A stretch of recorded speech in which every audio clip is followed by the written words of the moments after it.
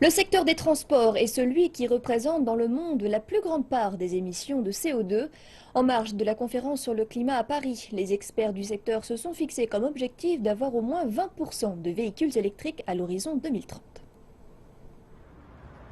Les équipes présentes à la conférence sur le climat à Paris s'activent toutes dans les séries de négociations cruciales. Pendant ce temps-là, en marge de la conférence, les experts industriels discutaient jeudi du secteur des transports. Les transports sont les plus grands émetteurs de CO2 de l'ensemble du secteur industriel. Ainsi, les représentants du secteur industriel ont initié toute une série d'initiatives afin de réduire les émissions. L'objectif qui a été fixé à horizon 2030 est d'avoir au moins 20% de l'ensemble du parc de véhicules fonctionnant en l'énergie électrique. L'alliance Renault-Nissan, qui représente à elle seule près de la moitié des véhicules électriques dans le monde, a déclaré que la demande des consommateurs pour les véhicules à zéro émission de particules était en forte augmentation. Nous observons que le taux de satisfaction des personnes qui sont entièrement passées aux véhicules électriques est très élevé. Et la majorité d'entre eux déclarent même qu'ils ne reviendront pas vers leur ancien modèle de véhicule.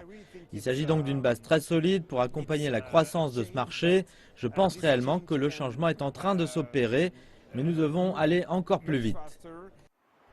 En Chine, les ventes de véhicules électriques ont triplé au cours de la première moitié de l'année, plaçant ainsi la Chine sur la voie de devenir le plus grand marché mondial des véhicules électriques.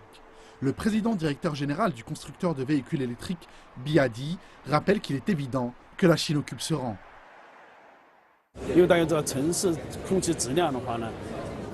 Nous savons tous que ce sont les émissions des véhicules qui participent le plus à la pollution de l'air des villes.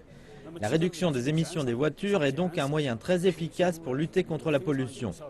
La réduction des émissions de CO2 n'est parfois pas très compréhensible pour le grand public. Mais lorsque l'on parle d'améliorer la qualité de l'air, je pense que cela parle à chaque citoyen, qui n'hésitera plus alors à encourager cette cause.